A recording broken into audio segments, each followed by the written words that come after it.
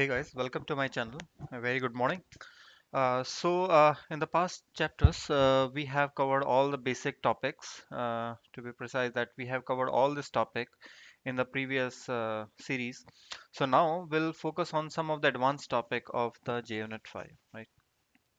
So let's start with, right now we are going to cover these three topic, test instance, per class and per method, and after that we'll see the alphanumeric, how you can manage the test executions of your order. Okay, let me go to the per class, test instance per class. Okay, so let's see the test case first.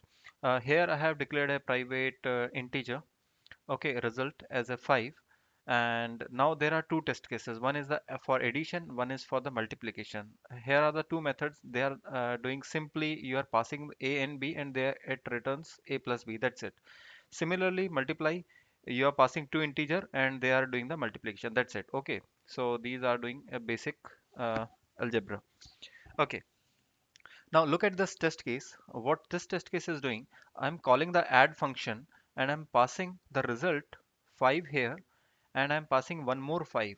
Okay, so 5 plus 5, 10 will be saved here, and sysout will print the 10 here, and I'm printing the current thread name, and after that I'm doing assertion on 10, on 10, and the result will be 10, right? So it will be 10 and 10, so it will pass, right?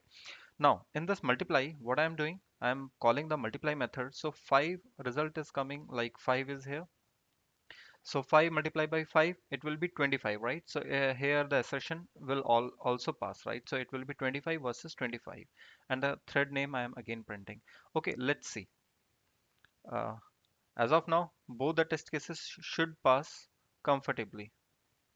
Let's see the result.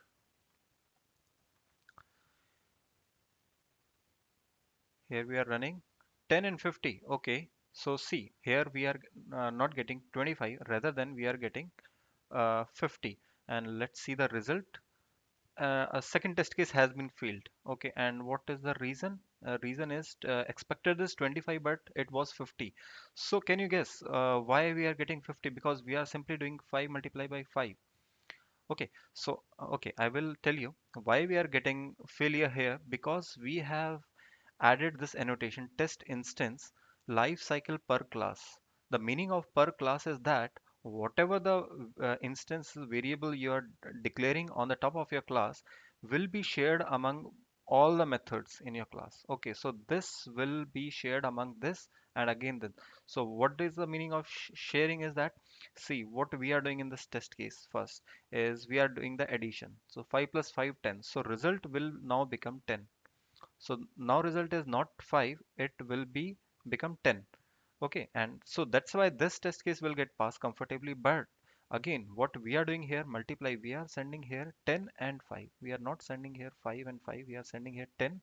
Because of the changes made by this method, the result has now been 10 into 5. So 10 multiplication 5 is 50. So that's why our assertion got failed, right?